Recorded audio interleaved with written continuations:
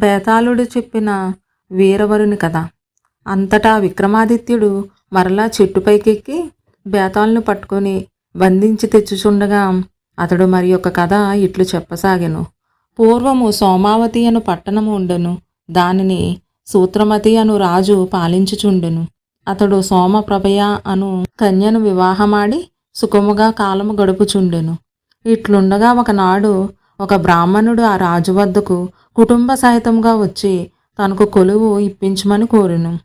రాజు ఆ బ్రాహ్మణుని కోరిక విని, నీవు ఎవరు, ఎక్కడి నుండి వచ్చినావు, ఏమి పని చేయగలవు అని అడుగగా అతడు, నేను మాలవ దేశం నుండి వచ్చి తిని బ్రాహ్మణుడ, నాకు మాసమునకు 500 వరహాలు జీతము ఇప్పించుడు. నేను కోరినట్లు నన్ను మీ కొలువులో ఉంచుకున్న ఎడల మీకు ఆపద కలిగినప్పుడు సహాయపడుదును అని చెప్పాను. అందుకు రాజు సమ్మతించి అతడు కోరినట్లు జీతమిచ్చుటకు ఒప్పుకొనెను. అతడు కుటుంబంతో నివసించుటకు ఒక మేడ కట్టించి ఇచ్చి ఎంతో గౌరవముగా చూచుచుండెను. ఇట్లు కొన్ని దినములు గడిచిన పిమ్మట రాజు ఆ బ్రాహ్మణుడు ఎట్లు ప్రవర్తించుచున్నాడో తెలుసుకుని చెప్పుడని కొందరు గూఢాచారులను నియమించెను.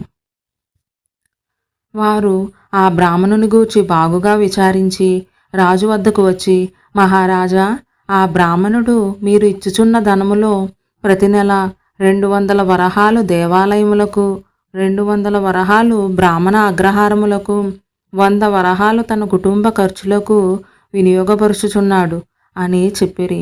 వారు చెప్పిన మాటలు విని రాజు ఎంతో ఆనందించి అతనిని ముందు కంటే మరింత గౌరవముగా చూడసాగినాడు. ఆ బ్రాహ్మణుడు రాజు వద్ద కొలువు సంపాదించినప్పటి నుండి ఎల్లవేళలా ఆయన వద్దనే ఉండి కంటికి రెప్పవలే కాపాడుచుండును. రాజు వద్దనున్న సర్దారులలో అతడు వీరవరుడని బిరుదు పొందెను. ఇట్లు జరుగుచుండగా ఒకనాడు అర్ధరాత్రి సమయాన ఎచ్చటి నుండియో ఒక స్త్రీ రోదనము వినపడిసాగినది. రాజు ఆ ఏడుపు విని అంతఃపురం నుండి బయలుదేరి వచ్చుచుండగా వీరవరుడు ఆయనకు ఎదురుపడినాడు. రాజు అతనిని చూచి ఆ ఏడుపు ఎచ్చటి నుండి వచ్చుచున్నదో విచారించి రావలసినదని ఆజ్ఞాపించెను. వీరవరుడు చిత్తం అట్లే చేసి వత్తును అని రాజుకు చెప్పి వెళ్ళిపోయెను. రాజు అతడు వెళ్ళిన తరువాత ఏమి చేయునో పరిశీలించవలనని తలచి రహస్యముగా అతన్ని అనుసరించిపోయెను. వీరవరుడు ఏడుపు ధ్వని వచ్చుచున్న దిక్కుగా పోయెను. అతడు పట్టణము చివరకు పోగా అచ్చట ఒక స్త్రీ కనపడెను. ఆమె అచ్చట కూర్చుండి బిగ్గరగా ఏడ్చుచుండెను. వీరవరుడు ఆమె వద్దకు పోయి, ఇంత రాత్రివేళ ఇచ్చట కూర్చుండి ఏడ్చుచున్న నీవెవరువు, ఎందుకు ఏడ్చుచున్నావు అని అడుగగా ఆ స్త్రీ, ఓయి, నేనీ పురదేవతను. ఈ పట్టణము ఏలుచున్న రాజుకు ఒక గొప్ప ఆపద రాబోచున్నది. అతడు మిక్కిలి ధార్మికుడు కావున విచారం ఆపుకొనలేక ఏడ్చుచున్నాను అని చెప్పెను.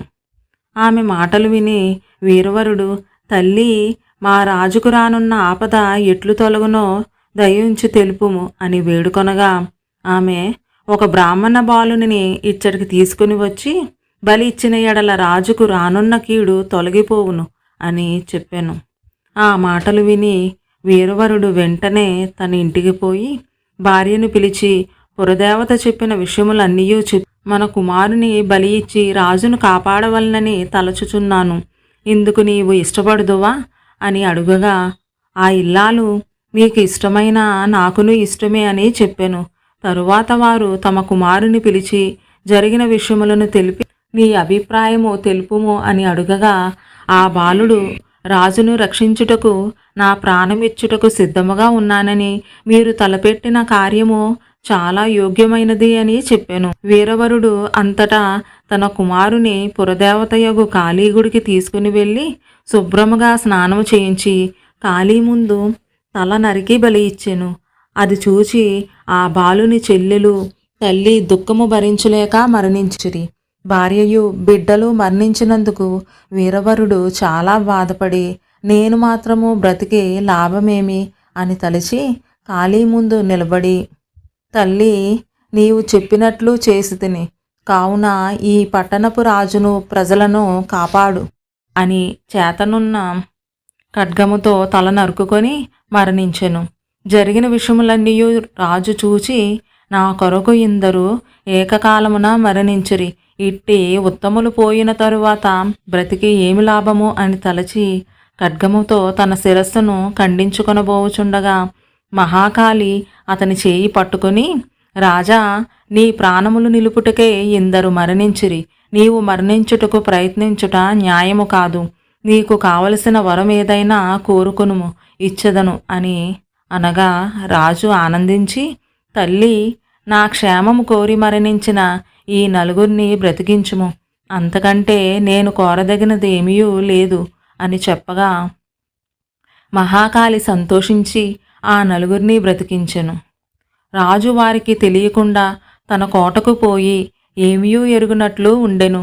వీరవరుడు భార్యను పిల్లలను ఇంటికి పంపి కాళీమాతకు నమస్కరించి రాజు వద్దకు పోయెను. రాజు వెళ్ళిన పని ఏమైనదని అడుగగా, ఏడ్చుచున్న స్త్రీకి ధైర్యము చెప్పి సంతోషము కలిగించి వచ్చితినని చెప్పెను. వీరవరుని మాటలు విని రాజు మిక్కిలి ఆనందించి రాత్రి జరిగిన విషయములన్నీ ప్రజలకు చెప్పి తన ప్రాణము కాపాడుటకు ప్రాణత్యాగము చేసిన వీరవరుని కుటుంబమును అనేక విధముల కొనియాడి అనేక బహుమతులను ఒసగి తన వద్ద మంత్రి పదవి ఇచ్చి గౌరవించెను. కావున వారిలో ఎవరు శ్రేష్ఠులు అని బేతాళుడు ప్రశ్నించెను.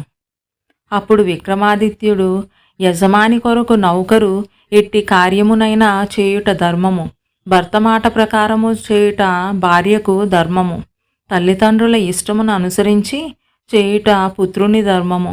కాబట్టి వారు నలుగురు వారి వారికి యోగ్యములైన కార్యములనే చేసిరి. అయితే వారి నిమిత్తము తన ప్రాణములను పోగొట్టుకొనుటకు సిద్ధపడిన రాజు మిక్కిలి న్యాయాధిపతి అని చెప్పగానే విక్రమార్కుడు మౌనం వీడి బేతాళుడికి ఈ విధంగా సమాధానం చెప్పటంతో నియమం ప్రకారం మౌనభంగమై బేతాళుడు మాయమై తిరిగి చెట్టును చేరుకుని యథాస్థితిలో వేలాడసాగాడు.